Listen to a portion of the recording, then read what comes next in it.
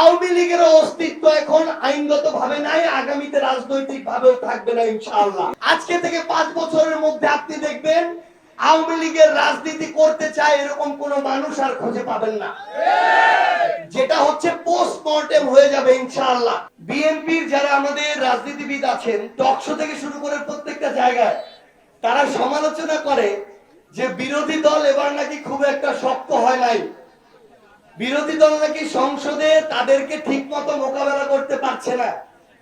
এবার আমরা যখন একটু প্রত্যেকটা জিনিস ধরে ধরে কোন ব্যক্তি কি করছে, কোন জায়গায় কে কি করছে এটা একটু বিশ্লেষণ করা শুরু করলাম, বলা শুরু করলাম, তখন আবার তারা এটা হজম করতে পারতেছে না।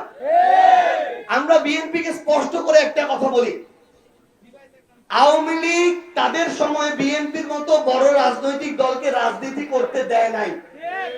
14, 18, 24-এর 3টা লুটপাটের নির্বাচনের পরে বিএনপি কে নিয়ে আমাদের সবারই এমন একটা মনে হচ্ছিল যে শেখ হাসিনার মরার আগে পর্যন্ত মনে হয় শেখ হাসিনা আর কাউকে রাজনীতি করতে দিবে না। এমনকি বিএনপিরও আমাদের অসংখ্য যারা পরিচিত ভাই আত্মীয় স্বজন আছে তারাও একই কথা বলতো।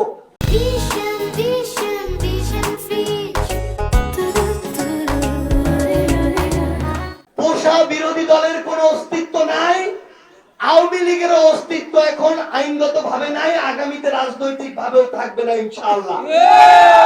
তাহলে একটা জিনিস চিন্তা করেন, যে স্বৈরাচার হয়ে উঠতে চেয়েছিল, সে যাকে ধ্বংস করতে চেয়েছিল সে টিকে আছে, কিন্তু যে স্বৈরাচার হয়ে উঠতে চেয়েছিল সে কিন্তু টিকে নাই।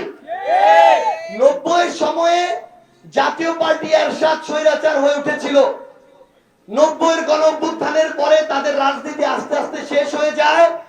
30 বছর পরে গিয়ে এই নির্বাচনে জাতীয় পার্টির রাজনীতির কবর রচিত হয়েছে। একই ভাবে 24-এর গণঅভ্যুত্থানে আওয়ামী লীগের রাজনীতির কবর রচিত হয়েছে। আজকে থেকে 5 বছরের মধ্যে আপনি দেখবেন আওয়ামী লীগের রাজনীতি করতে চায় এরকম কোন মানুষ আর খুঁজে পাবেন না।